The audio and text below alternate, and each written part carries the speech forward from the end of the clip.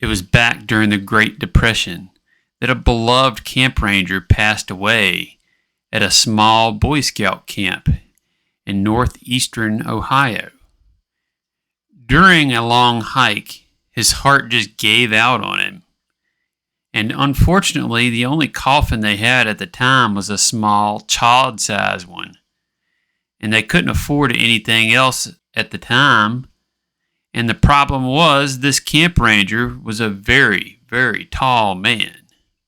Eventually, someone suggested they dismember the body to make it fit. This was a pretty big mistake. After a brief debate, the camp director, noting that the ranger had no immediate family, said that it was up to them to dispose of his remains. A young Eagle Scout drew the short straw, and with a hacksaw, you can kind of put together the picture of what he did. They managed to stuff his body after this into that small child-sized coffin, but the head wouldn't fit. No matter how hard they tried, it just wouldn't go in there, and then the lid wouldn't close after. Fed up, the camp director said, "What difference does it make?" And the head was discarded somewhere in the woods. The body was buried by Litchfield, but the head's fate remains a mystery to this day.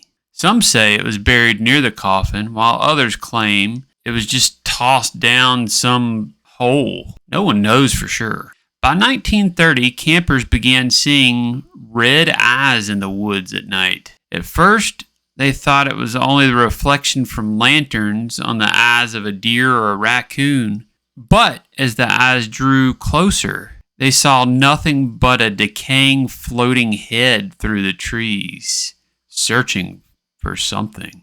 Over the years, more and more young boys reported seeing those red eyes in the woods, and occasionally a boy or two would just disappear, and their bodies were never found. There were a couple severed heads found in the woods. One story took place in the early 90s. Two boys were cleaning the pool furnace room when the older boy told the younger one about the legend of red eyes. Later that night, the young boy was getting into his tent when he looked up out into the woods, and sure enough, he saw a pair of red, menacing eyes looking right at him. He alerted his friends who were nearby, and they all saw the same thing. They dared each other to run out and check it out. Finally, one of the boys did run out there and check it out, but the eyes just vanished. The legend of red eyes still lingers at Camp Manatoc, nestled in the Cuyahoga Valley National Park of Ohio. The camp's wooden gate bears a chilling inscription: "To these things you must return." Wow, what a story. I came across this one years ago in a book called It Came from Ohio: True Tales of the Weird, Wild, and Unexplained by James Reener. It's a really good book about some Ohio legends. If you're interested in more, check it out. It's a good read.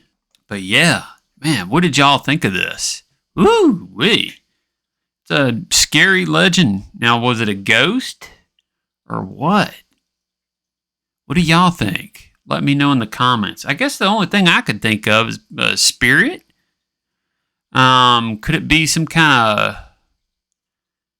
monster or something else conjured up from the disrespect to the man's body? I guess it's hard to say, you know? But I guess my money's on angry spirit. Again, let me know what y'all think in the comments. Has anyone seen red eyes? That would be interesting if we got a story or two to feature on the channel from someone who's encountered it. But you can email us at spookyappalachia@gmail.com if you've got your own story from this, or anywhere else, and we'll feature it here on the channel. But until next time, folks, don't forget, stay spooky.